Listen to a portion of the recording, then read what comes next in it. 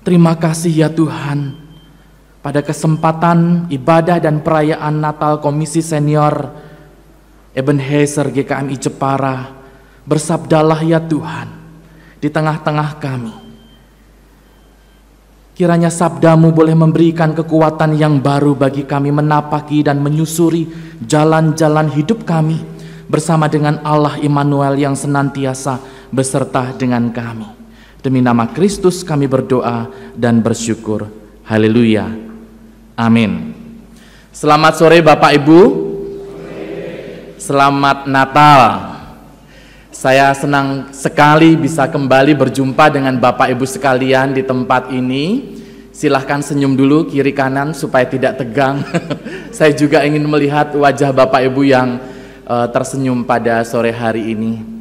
Dan saya sangat berterima kasih kepada pengurus Komisi Senior yang sudah mengundang saya boleh berbagi berkat firman Tuhan. Apa yang sudah kita saksikan tadi sesungguhnya adalah konteks hidup kita yang paling nyata, yaitu perjuangan, pergumulan baik di tengah kondisi ekonomi, keluarga, hubungan orang tua dengan anak, senantiasa ada problematika bukan di mana-mana. Tetapi kita membutuhkan Tuhan bukan hanya pada waktu kita dalam keadaan terdesak, terjepit, kritis dan merana dalam kondisi menderita maupun pada waktu kita ditimpa sakit penyakit, melainkan kita harus terus mencari Tuhan dalam keadaan apapun. Baik ketika kita sehat, bahagia, diberkati, kita harus mencari Tuhan. Tema pada sore hari ini yaitu orang bijak terus mencari Tuhan. Mari kita membuka Alkitab kita, Injil Matius pasal yang kedua ayat 1 sampai dengan ayatnya yang ke-12. Injil Matius pasal 2 ayat 1 sampai dengan ayat yang ke-12. Demikianlah bunyi Injil Matius pasal yang kedua. Orang-orang Majus dari timur. Sesudah Yesus dilahirkan di Betlehem di tanah Yudea pada zaman Raja Herodes, datanglah orang-orang Majus dari timur ke Yerusalem dan bertanya-tanya, di manakah dia, raja orang Yahudi yang baru dilahirkan itu? Kami telah melihat bintangnya di timur dan kami datang untuk menyembah dia. Ketika Raja Herodes mendengar hal itu, terkejutlah ia beserta seluruh Yerusalem. Maka dikumpulkannya semua imam kepala dan ahli Taurat bangsa Yahudi. Lalu dimintanya keterangan dari mereka, di mana Mesias akan dilahirkan. Mereka berkata kepadanya, di Betlehem tanah Yudea, karena demikianlah ada tertulis dalam kitab Nabi. Dan engkau Betlehem tanah Yehuda, engkau sekali-kali bukanlah yang terkecil di antara mereka yang memerintah Yehuda, karena daripadamulah akan bangkit seorang pemimpin yang akan menggembalakan umatku Israel. Lalu dengan diam-diam Herodes memanggil orang-orang Majus itu dan dengan teliti bertanya kepada mereka bila mata bintang itu nampak. Kemudian ia menyuruh mereka ke Betlehem. Katanya, pergi dan selidikilah dengan seksama hal-hal mengenai anak itu, dan segera sesudah kamu menemukan dia, kabarkanlah kepadaku supaya aku pun datang menyembah dia. Setelah mendengar kata-kata raja itu, berangkatlah mereka, dan lihatlah, bintang yang mereka lihat di timur itu mendahului mereka hingga tiba dan berhenti di atas tempat di mana anak itu berada. Ketika mereka melihat bintang itu, sangat bersukacitalah mereka. Maka masuklah mereka ke dalam rumah itu dan melihat anak itu bersama Maria, ibunya, lalu sujud menyembah dia. Mereka pun membuka tempat harta bendanya dan mempersembahkan persembahan kepadanya, yaitu emas, kemenyan, dan mur. Dan karena diperingatkan dalam mimpi supaya jangan kembali kepada Herodes, maka pulanglah mereka ke negerinya melalui jalan lain. Demikianlah pembacaan Injil Matius pasal 2 ayat 1 sampai dengan ayat yang ke-12. Kristus lahir di tengah-tengah konteks hidup kita yang paling konkret, sama persis seperti yang didramakan barusan yang sudah kita lihat dan saksikan. Bahwa Yesus lahir di tengah-tengah dunia yang gelap, jahat, dan penuh dengan dosa. Pada konteks pada zaman kita saat ini, Kristus lahir juga di tengah-tengah pergumulan kita. Bapak Ibu ingat betul bagaimana Kristus dilahirkan di kandang domba, kandang yang papa, kandang yang miskin. Itu sebabnya setiap kisah perjuangan, kisah pergumulan Bapak Ibu sekalian menjadi tempat bagi kelahiran Kristus di tengah-tengah keluarga kita, pergumulan kita, hati kita. Karena sesungguhnya konteks itulah di mana Kristus lahir. Kandang domba yang bau, kandang domba yang papa dan juga yang miskin. Maka marilah kita juga pada kehidupan saat ini membawa pergumulan kita sebagai tempat yang papa dan miskin itu bagi kelahiran Yesus Kristus. Ada Natal, ada kematian. Selalu dua siklus itu ada di dalam kehidupan pergumulan kita. Baik itu siklus kelahiran maupun siklus kebangkitan. Rasul Paulus mengatakan di dalam Filipi pasal yang ketiga, terlebih suka aku bersekutu di dalam penderitaan dan kematian Yesus Kristus supaya aku beroleh kebangkitan bersama dengan Kristus. Filipi pasal yang ketiga. Maka peristiwa Natal bukan saja Natal sejarah di Bethlehem di mana Kristus lahir, tetapi Natal hari-hari ini adalah Natal Kristus di mana Kristus juga lahir di tengah-tengah pergumulan kita. Maka ada kelahiran Kristus sejarah dan juga ada kelahiran Kristus momentum di mana Kristus lahir di tengah-tengah kepapaan, kemiskinan, perjuangan kita yang hebat, namun dia hadir di sana. Maka yang barusan saja kita baca tentang kisah orang Majus dari timur pergi ke Yerusalem, kita tahu orang Majus itu bukan miskin. Ketika mereka membawa persembahan, harta benda apa yang dibuka dan dipersembahkan? Ada emas, ada kemenyan, ada mur, dan mereka juga bukan orang yang bodoh dan terbelakang, tetapi mereka adalah orang yang ahli dalam ilmu perbintangan, mengikuti jalannya bintang tepat di mana anak itu dilahirkan, yaitu Yesus. Orang Majus sudah pandai, kemudian kaya, tetapi terus mencari Tuhan, mencari tempat di mana anak itu dilahirkan. Bapak Ibu yang terkasih di dalam Tuhan, ada banyak orang baik tetapi belum tentu beriman. Ada juga banyak orang beriman tetapi belum tentu bijak. Juga ada banyak orang bijak tetapi juga belum tentu serupa dengan Kristus. Maka sebagai pengikut-pengikut Kristus kita belajar dari kisah Injil Matius pasal yang kedua ayat 1 sampai dengan ayat yang ke-12 ini, bagaimana kebijakan orang Majus dari timur ini.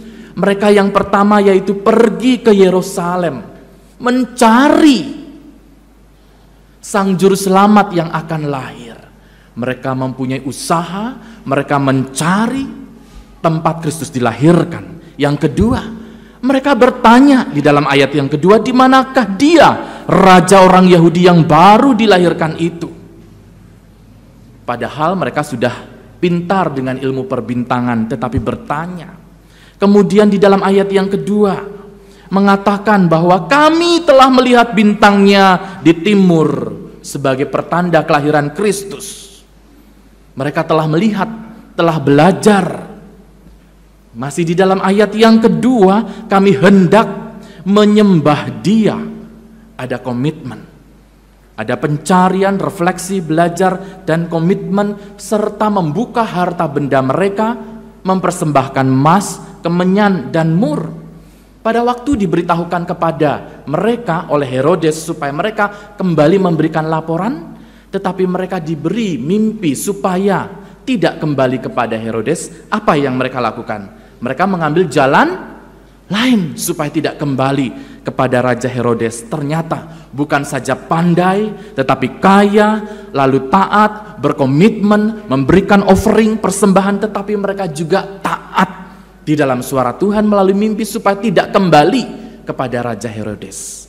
Hebat sekali orang-orang Majus ini. Namun yang menjadi pertanyaan kita pada sore hari ini, definisi orang bijak kita sebagai orang Kristen yang membaca Alkitab tentu harus jauh melampaui mereka orang dunia, karena kita punya Alkitab dan punya Kristus. Ciri-ciri orang yang bijak, Seperti yang tadi didramakan, selalu mencari Tuhan, mengucap syukur di tengah-tengah apa yang sudah banyak dimiliki. Tetapi juga berpikir cermat, panjang, berhati tulus dan rendah, berkata yang memberikan semangat, tidak mencari-cari kesalahan orang lain. Kesalahan kecil, tidak melunturkan segala kebaikan orang lain, tidak sombong dan tidak egois. Penuh dengan semangat kasih Kristus dan tidak berpihak melainkan adil dan benar. Tetapi orang-orang bijak di dalam Kristus tentu harus lebih itu. Lebih dari orang bijak yang beragama di dunia ini, karena mereka sesungguhnya harus serupa dengan Kristus. Apakah kita sudah melakukan firman Tuhan? Ketika kita ditampar pipi kanan kita, memberikan pipi kiri kita. Itu adalah orang bijak yang menjadi pelaku firman Tuhan. Pada ayat pertama dan ayat yang kedua Injil Matius pasal yang kedua ini menjadi sorotan bagi kita bersama-sama untuk belajar bagaimana orang Majus ini bersikap dan berperilaku yang disebut sebagai orang bijak. Yang pertama, mereka pergi ke Yerusalem. Yerusalem sebagai simbol, tanda, lambang, tempat bersejarah, pusat kerajaan Allah, di mana Allah hadir secara menyejarah di sana. Ada bait Allah di sana yang didirikan pada tahun 70 sebelum Kristus, before Christ. Yerusalem tempat bersejarah di mana Allah hadir. Ada kota kecil yang bernama Bethlehem, tempat Kristus lahir. Bait Allah juga didirikan di sana. Mengapa orang Majus ini sudah kaya, punya emas, kemenyan dan mur, juga sudah pandai, ketika mereka, kalau diceritakan, mereka pakai unta, jubah-jubah mereka indah-indah, tetapi mengapa mereka pergi ke Yerusalem? Yerusalem sejarah adalah tempat bait Allah didirikan yang pernah hancur pada tahun 70. Yerusalem baru adalah surga nanti, tempat bagi orang-orang yang percaya di dalam Kristus. Namun Yerusalem itu bukan lagi sejarah di sana, di Israel, melainkan Yerusalem hati, di dalam hati kita, tempat di mana Kristus kita terima, percayai, yakini, tempat di mana Kristus lahir bersama dengan perjuangan kita. Maka makna rohani bagi kita sekalian sama seperti semangat, gairah, antusias orang-orang Majus pergi ke Yerusalem adalah dalam rangka mencari Sang Juru Selamat. Mereka sudah kaya, mereka sudah pandai, tetapi mereka tahu yang mereka cari adalah Juru Selamat, Sang Sumber kehidupan. Yerusalem, bait Allah, gereja, orang percaya, Roh Kudus di dalam hati kita. Maka yang kita cari terus-menerus adalah bait Allah di dalam hati kita. Doa, Kristus yang kita cari setiap pagi, bukan hanya pada waktu kita sedang bergumul saja di tengah-tengah perjuangan, penderitaan, sakit, penyakit, tetapi yang harus kita cari sudah senantiasa hadir di dalam hati kita. Bapak Ibu sekalian, tidak harus pergi jauh-jauh ke Yerusalem. Yang bersejarah itu sama seperti orang-orang Majus dari timur, tetapi kita bisa menjadi seperti orang Majus yang bijak, yang selalu mencari kebenaran dan Sang Juru Selamat itu, tempat bait di mana Allah hadir, Roh Kudus berbicara, di mana kita boleh berbicara, berdoa kepada Allah. Yerusalem hati, yaitu tempat di mana Kristus bertahta. Carilah Ia di sana senantiasa, setiap hari, dalam suka maupun duka, dalam pergumulan maupun dalam ketika diberkahi, terus-menerus mencari Tuhan. Orang Majus ini tahu benar dan tahu persis bahwa bukan kepandaian dan kekayaannya saja yang bisa diandalkan, tetapi dia harus menyembah, memberikan offering persembahannya itu. Maka sekarang marilah kita pergi ke Yerusalem hati untuk mendengarkan kehendak Allah yang paling tepat bagi setiap kehidupan kita. Orang-orang Majus pergi ke sentrum, tempat di mana Allah sedang menyejarah.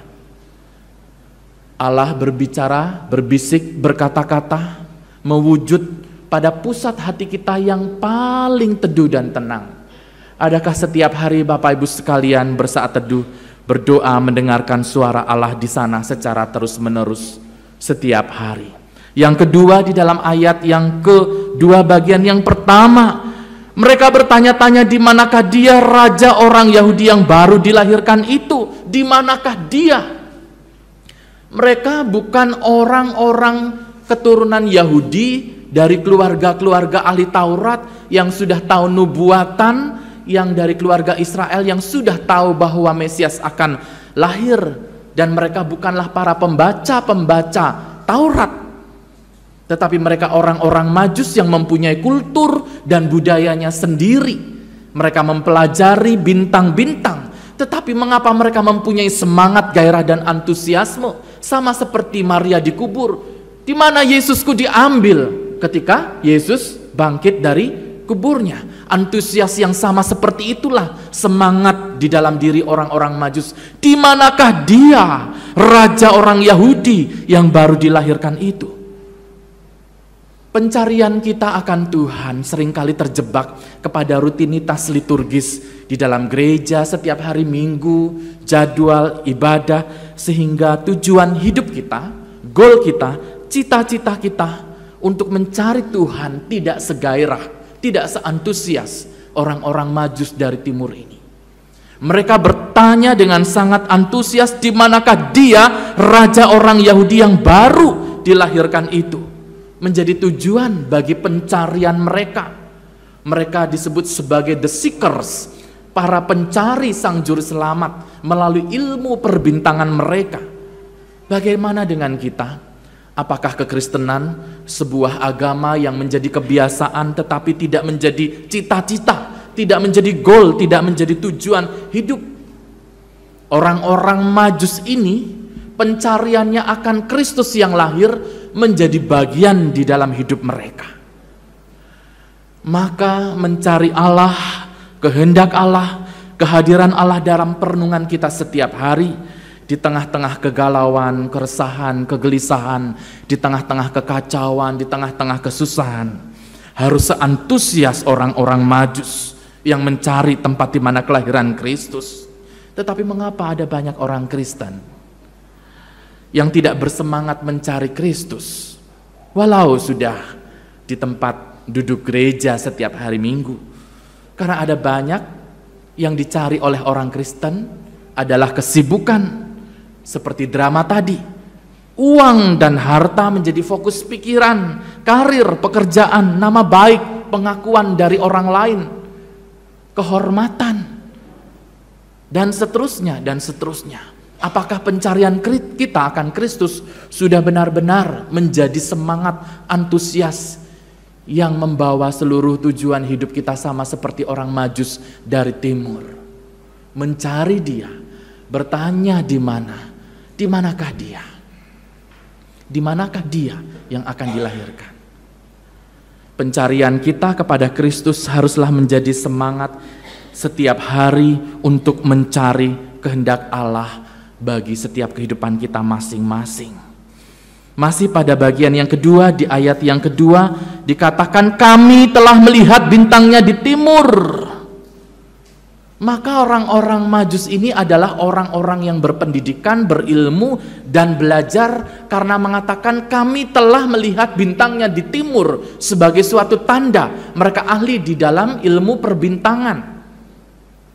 Mereka belajar, mereka menggali, mereka menyediakan waktunya dalam keterbatasan pemahaman mereka.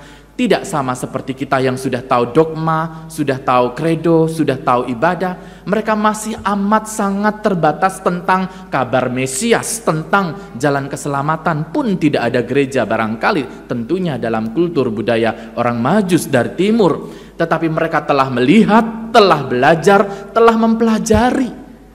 Sebagai orang Kristen, Bapak Ibu sudah berapa tahun Bapak Ibu sekalian ikut PA, pemahaman Alkitab, ikut persekutuan komisi, datang ke gereja setiap hari Minggu? Apakah benar-benar sama seperti orang Majus yang dari timur yang belajar, melihat, memantau, memahami, berefleksi, merenungkan dalam-dalam, mencari dan pergi ke Yerusalem. Dan Yerusalem yang kita cari nanti sudah ada di dalam bait Allah, yaitu hati kita sendiri. Berapa tahun kita menjadi orang Kristen yang sudah mengalami belajar, mengerti, dan berubah. Belajar, mengerti, dan berubah adalah proses pencarian kita untuk menjadi serupa dengan Kristus. Maka proses belajar seperti yang dikatakan oleh orang-orang Majus dari timur ini, di dalam konteks hidup kita sekarang ini, apa yang telah Bapak Ibu lihat? Adakah Bapak Ibu sudah melihat tanda-tanda campur tangan Allah, baik di dalam pengalaman sehat, diberkati, semua lancar, maupun dalam pengalaman hidup yang paling menantang, menyulitkan, mendesak, kritis? Di sanalah kesempatan kita untuk mencari, menyaksikan, dan melihat bahwa Tuhan sedang hadir dan lahir di tengah-tengah pergumulan hidup kita. Kemudian selanjutnya dikatakan, kami datang hendak menyembah Dia, membawa offering, persembahan. Emas adalah lambang kemuliaan, kemenyan lambang kebaikan, nama baik, nama yang harum karena perbuatan-perbuatan perilaku yang baik. Mur, lambang dari pengorbanan dan pengabdian. Sama seperti Rasul Paulus katakan di dalam Roma 12 ayat pertama, ibadah yang sejati adalah tubuh dan hidup kita sendiri. Maka orang bijak seperti yang sudah digambarkan dalam kisah orang Majus dari timur harus menjadi semangat dan antusiasme kita dalam mencari kehendak Kristus dalam setiap kehidupan kita. Sebagai ibu rumah tangga, sebagai para pekerja, bapak rumah tangga yang sudah lansia, lanjut usia, apa kehendak Tuhan bagi setiap hidup kita masing-masing? Maka terus-menerus mencari Tuhan berarti adalah memprioritaskan kehendak Allah dalam hidup kita. Menaruh hal-hal yang lain pada nomor 2 dan nomor 3. Tetapi Kristus di nomor pertama. Kemudian rela mau dipimpin oleh Tuhan, dan sama seperti orang Majus dari timur, taat dalam pimpinan Tuhan yang sedang terus-menerus menyertai, memproses kita, membentuk kita, mendewasakan kita. Pada waktu orang-orang Majus dari timur ini berjumpa dengan kelahiran Kristus, betapa senangnya mereka. Kemudian mereka dengan keterbatasan pemahaman mereka akan Tuhan, mereka sujud menyembah dan membuka semua harta bendanya. Tanda sebagai persembahan yang hidup, persembahan yang menyeluruh dari roh, jiwa, dan tubuh, kehidupan kita yang harus kita persembahkan. Amin. Mari kita tundukkan kepala, kita nyanyikan satu pujian, Bapa, ku persembahkan tubuhku. Biarlah tubuh kita menjadi emas, kemenyan, dan mur yang berharga, harum, mulia bagi Tuhan. Kisah-kisah cerita kehidupan yang gagal, yang tidak baik, dapat menjadi spot yang manis bagi kelahiran Kristus.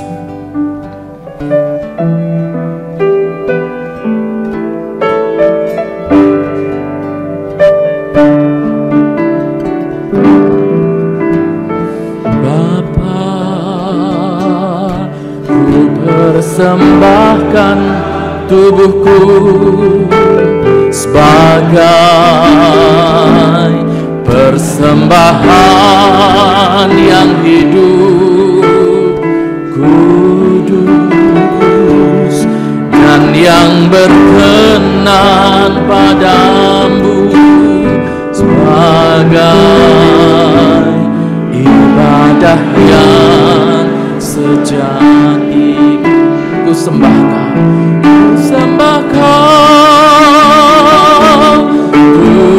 Tuhan,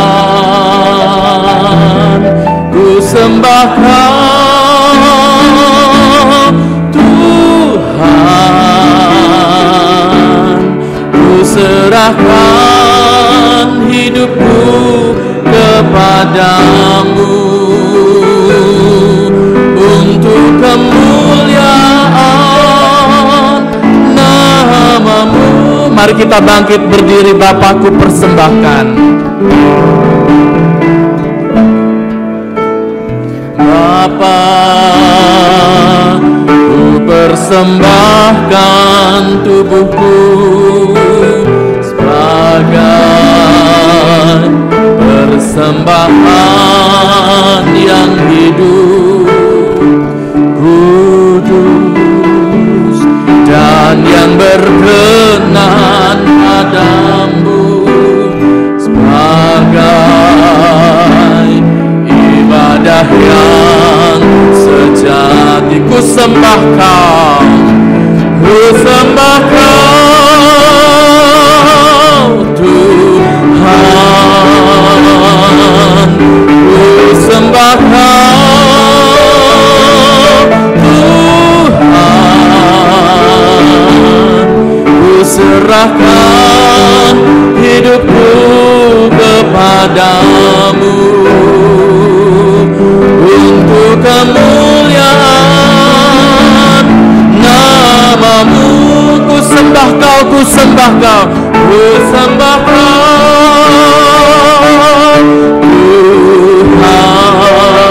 Tuhan, ku sembah Kau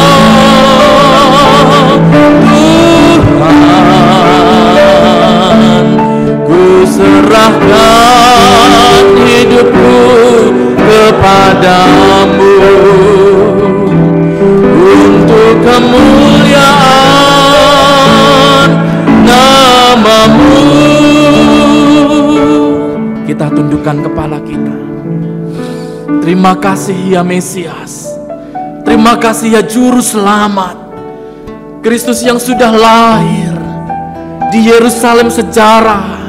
Kami yang percaya menerima Dikau pula akan menempati Yerusalem yang baru nanti di tempat kekekalan.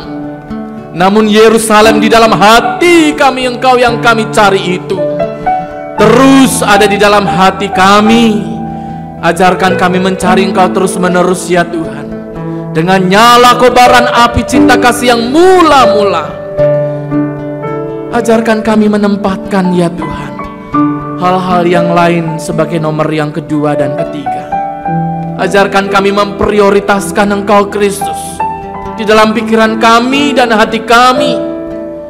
Engkau sebagai yang utama dan terutama ya Tuhan. Sesungguhnya siapakah kami ini Tuhan tanpa kelahiran-Mu? Kami syukuri hidup kami Tuhan, bahwa dalam setiap pengalaman, kisah, cerita, dan siklus kehidupan, Engkau bersedia mengangkat kami, melahirkan gagasan ide yang baru. Bersama dengan Engkau yang memberikan pengharapan, melahirkan kehidupan yang baru, melahirkan pengalaman yang baru, senantiasa dan terus menerus melalui hati kami dan hidup kami, pekerjaan kami dan keluarga kami. Terima kasih Tuhan. Berkati oma opa, berkati bapak ibu, berkati saudara-saudara, berkati semua jemaat gereja Tuhan di tempat ini, menjadi umat yang saling mengasihi ya Tuhan, yang terus mencari Tuhan dan bukan mencari kesibukan. Tuhan berkati setiap perjuangan hidup sebagai tempat kelahiran-Mu. Berkati setiap tetesan air mata Tuhan sebagai tempat kelahiran-Mu. Allah yang melahirkan dirinya dalam keberkatan yang baru, keberkahan yang melimpah ruah dengan sukacita. Terima kasih Tuhan. Demi nama Kristus Yesus kami berdoa dan bersyukur. Haleluya. Amin. Silakan duduk kembali.